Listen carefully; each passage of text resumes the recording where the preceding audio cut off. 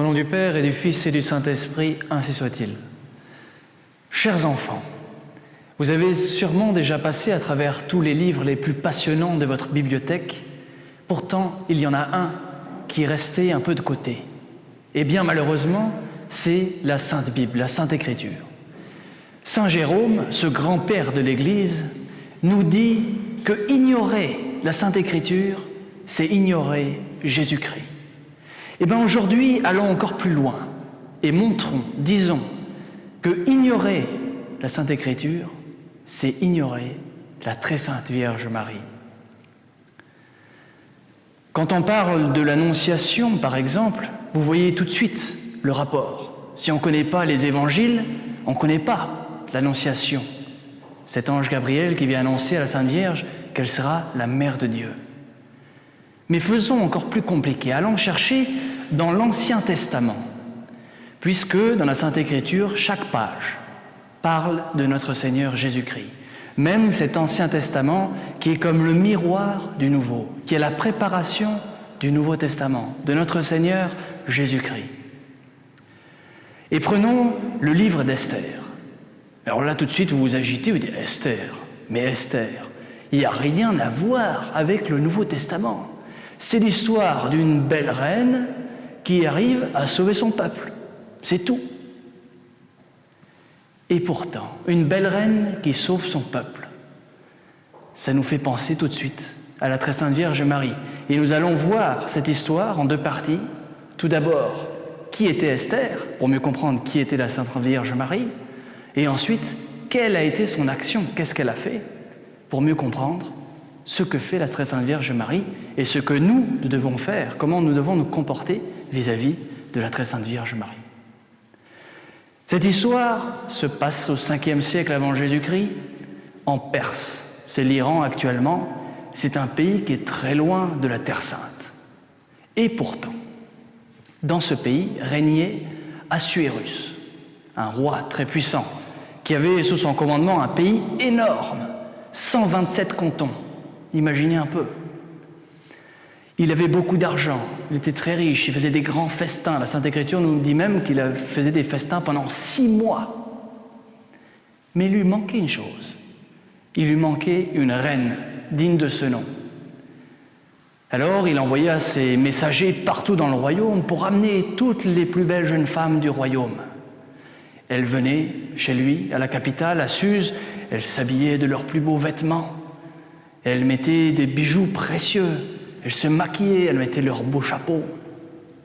Et pourtant, aucune ne plaisait au roi. Et il y avait dans cette ville-là de Suse, la capitale, une jeune fille appelée Esther, juive. Elle était orpheline, elle avait perdu son papa et sa maman, et c'était son oncle, Mardochée, qui était devenu comme son père adoptif, qui s'occupait d'elle. Et cette jeune fille était très réservée, on ne la voyait pas beaucoup dans la rue, on ne la voyait pas dans les grandes fêtes. Elle aimait le silence, sa petite maison tranquille. Elle voulait prier. Et elle était aussi, en plus de cette humilité, de cette simplicité, elle était très belle. Et voilà qu'elle aussi, elle est menée au roi Assuérus. Et tout de suite, le roi est vaincu. Celle-ci, elle est trop belle. C'est elle que je veux comme reine de mon royaume. Esther, tu es reine. Et il lui met une couronne sur la tête. C'est elle qui gouverne à présent avec lui cet immense royaume.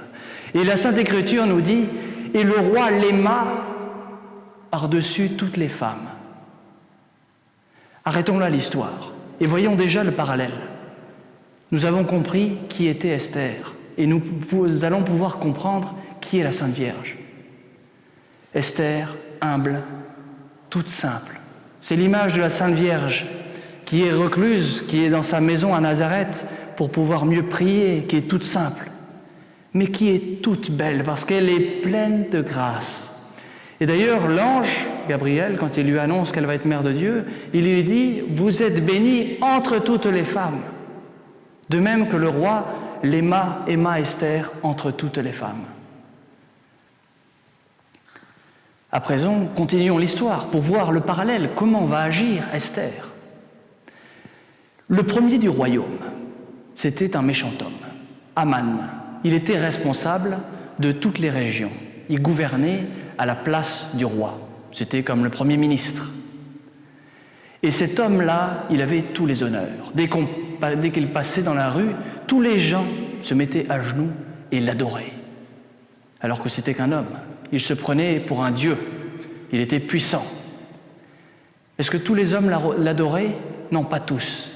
Il y en avait un qui ne l'adorait pas, qui refusait de se mettre à genoux comme les autres, c'est Mardochée, justement, qui se trouvait à la porte du palais et qui à chaque fois restait debout, parce qu'il adorait uniquement le seul vrai Dieu, celui qui a créé le ciel et la terre, et pas un homme, Aman, qui avait certes la puissance et les richesses, mais qui n'était qu'un homme. Alors Aman, cet homme méchant, prit la résolution de tuer non seulement Mardochée, mais tout le peuple des Juifs. Comme ça, quand il se promènerait dans les rues, tout le monde se mettrait à l'adorer. Il n'y aurait plus ces gens qui honorent le Dieu du ciel et de la terre, alors que c'est lui, le Dieu. Entendant cela, Mardochée se précipite au palais et demande à voir Esther tout de suite. « Esther, écoute ce qui se passe, ce qu'ils veulent faire, ils veulent tuer tout le peuple, ils veulent tous nous tuer, tous les Juifs. » Et Esther de dire, oui, mais qu'est-ce que tu veux que je fasse? Je ne peux rien faire, il y a une loi très précise qui interdit d'aller voir le roi sans que celui-ci nous ait appelés. On peut être tué, ça vaut la peine de mort.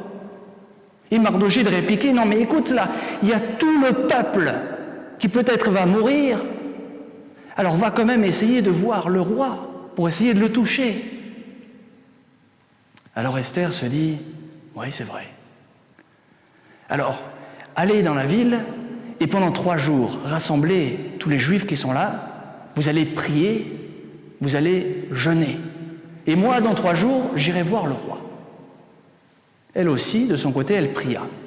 Et au bout de 3 jours, elle se rendit dans la grande salle où il y avait le roi qui était assis sur son trône. Et dès qu'elle rentre, un peu timide, le roi tout de suite se lève en colère. Qui c'est qui vient me déranger sans que je lui ai permis de venir me voir? Et là, Esther est toute tremblante. Et dès que le roi voit que c'est Esther, il dit « Oh non, ma reine !» Elle était tellement belle et gracieuse qu'il se reprit. « C'est cette loi, et pour les autres, elle n'est pas pour toi. Qu'est-ce que tu veux ?» Et là, Esther de venir et de lui dire « Mon roi, un homme méchant veut tuer tout mon peuple. » Mais qui est cet homme? Qui oserait tuer tout ton peuple alors que c'est moi le roi dans ce royaume? Et Esther de lui dire, c'est Aman, ton premier ministre. Et alors là, le roi ne peut pas résister à sa reine. Et il lui dit, mais bien sûr, je vais agir pour vous protéger, je vais protéger ton peuple.